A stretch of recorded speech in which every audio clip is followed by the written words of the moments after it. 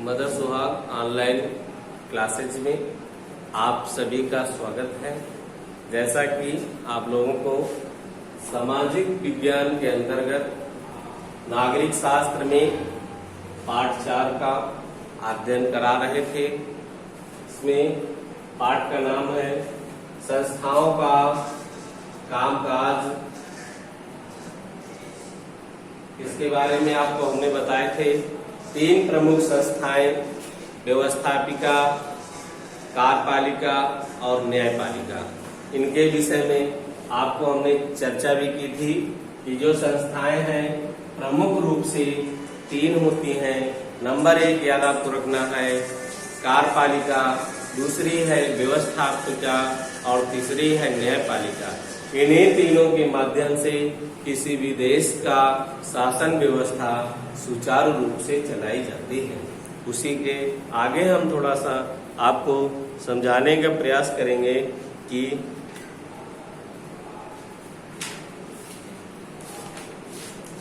विधायिका के बारे में एक बार फिर सुन लीजिए कि विधायिका क्या है। विधायिका जनप्रतिनिधियों की वह सभा है जिनके पास देश का कानून बनाने की शक्ति होती है। कानून बनाने के अतिरिक्त विधायिका को करों में वृद्धि करने, बजट बनाने और दूसरे वित्त विधायकों को बनाने का विशेष अधिकार होता है। जैसे आपको विधायिका के अंतर्गत आता है संसद। संसद के अगर हम अंग कहेंगे तो 3 होते हैं, राष्ट्रपति, लोकसभा, राज्यसभा। अगर हम संसद के प्रकार कहेंगे तो 2 प्रकार की संसद होती है। एक आपका होता है लोकसभा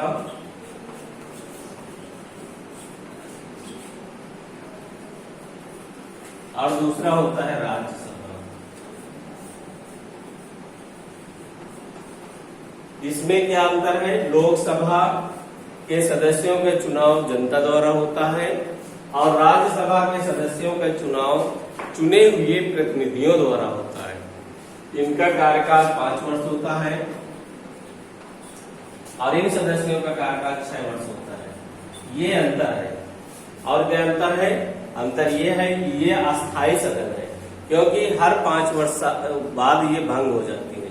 ये क्या है? एक स्थायी सदस्य है जो कि ये प्रत्येक 3 वर्ष में 1/3% सदस्यों का चुनाव होता रहता है। ये सर्किल प्रक्रिया में चलती रहती है, अनवरत कभी भी भंग नहीं होती है। लेकिन लोकसभा जो है प्रत्येक 5 वर्ष में वो भंग हो जाती है और पुनः चुनाव हो जाता है और नई सरकार का गठन हो जाता है। लेकिन राज्यसभा में ऐसा नहीं होता है। यही महत्वपूर्ण होता है। राज्यसभा और जो लोकसभा के सदस्यों जो चुन करके आते हैं, इन्हीं चुने हुए सदस्यों द्वारा जिस पार्टी को ज्यादा बहुमत मिलती है उसी पार्टी की सरकार केंद्र में सरकार बनती है। ये और लोकसभा का ही अधिकार है। जो वित्त विधेयक की बात कही गई है तो वित्त विधेयक प्रस्तुत करने का सिर्फ अधिकार लोकसभा के पास होता है, न कि राज्यसभा के पास। तो ये आपके लोकसभा और राज्यसभा के जो महत्वपूर्ण संसद के प्रकार हैं और इनके जो अंतर है कुछ छोटे छोटे आपको बताए गए हैं और फिर आगे आपको विस्तार से भी समझाया जाएगा कि लोकसभा का चुनाव कैसे होता है, इसके सदस्यों की योग्यता कितनी होनी चाहिए, सारी चीजें आपको डिटेल से बताई जाएंगी। अब हम इसी के अंतर्गत थोड़ा सा आगे आपको बताएंगे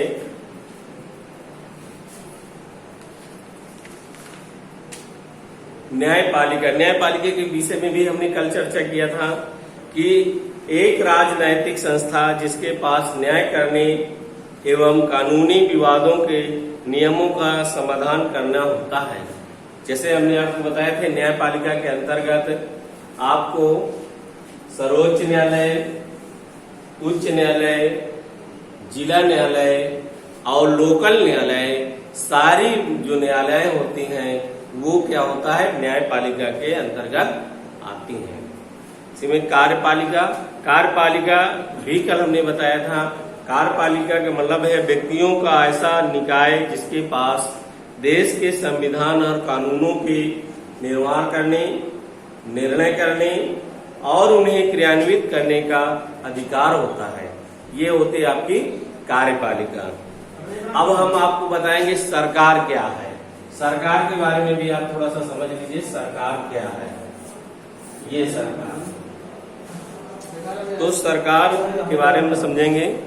संस्थाओं का ऐसा समूह जिनके पास देश को व्यवस्थित जनजीवन सुनिश्चित करने के लिए कानून बनाने, लागू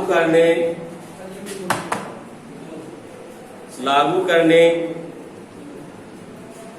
और उसकी व्याख्या करने का अधिकार किसके पास होता है?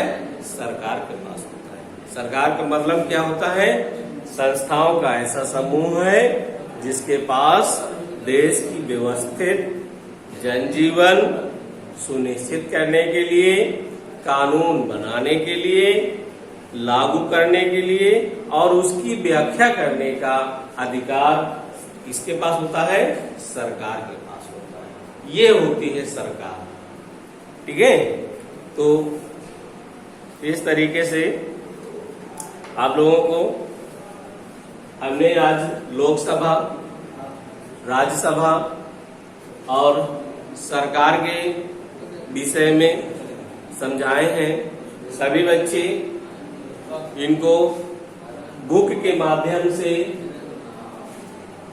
पाठ को अच्छे से पहले पढ़ना है, क्योंकि आपके प्रश्न जो हैं 60 क्वेश्चन या लघु उत्तरी के प्रश्न बुक के सहायता से ही बनाए जाते हैं। इसलिए सभी बच्चे बुक का अध्ययन जरूर करेंगे।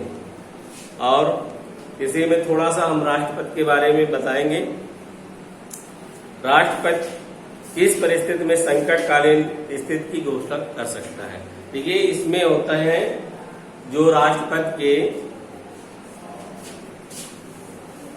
संकटकालीन अधिकार, इसके बारे में अभी आपको शॉर्ट में ही बताएंगे। पहला अधिकार है इनका अनुच्छेद 352 के अंतर्गत, जैसे युद्ध, विदेशी आक्रमण अथवा सशस्त्र विद्रोह होने की स्थिति में राष्ट्रपति संकटकालीन घोषणा कर सकता है।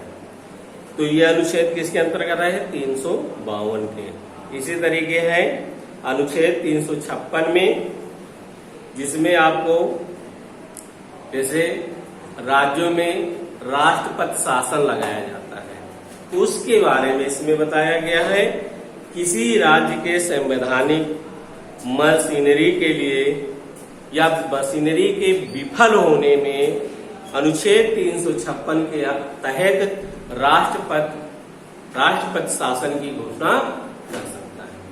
इसी तरीके आपका तीसरा है संकटकालीन अधिकार अनुच्छेद 360, इसमें आता है वित्तीय अधिकार।